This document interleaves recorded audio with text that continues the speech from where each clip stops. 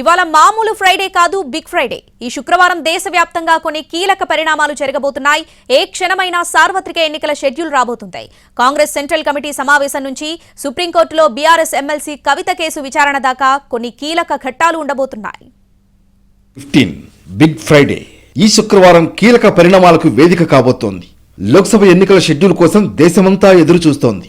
ఈ షెడ్యూల్ ఇవాళ వచ్చే అవకాశం ఉంది. సార్వత్రిక ఎన్నికలతో పాటు వివిధ రాష్ట్రాల ఎన్నికల షెడ్యూల్ వెలువడే ఛాన్స్ ఉంది. సుప్రీంకోర్టులో ఎన్నికల కమిషనర్ల నియామకం కేసు విచారణ జరగనుంది. ఎలక్టోరల్ బాండ్స్ వివరాలను కేంద్ర ఎన్నికల కమిషన్ బహిర్గతం చేసింది. వీటిపై రాజకీయ పార్టీలు స్పందించనున్నాయి. అటు కాంగ్రెస్ కేంద్ర ఎన్నికల కమిటీ సమావేశం అవుతోంది. తెలంగాణ కాంగ్రెస్ లోక్సభ అభ్యర్థుల ప్రకటన చేసే అవకాశం ఉంది. నూతన చేరికలు ఉండే అవకాశం ఉందని తెలుస్తోంది. సుప్రీంకోర్టులో ఎమ్మెల్సీ కవిత లిక్కర్ కేసు విచారణకు వస్తోంది.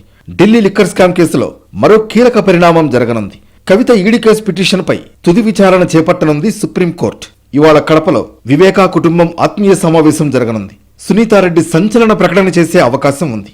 ఇలా ఎన్నో కీలక ఘట్టాలకు ఈ శుక్రవారం వేదికవుతోంది. అందుకే బిగ్ ఫ్రైడేగా పిలుస్తున్నారు.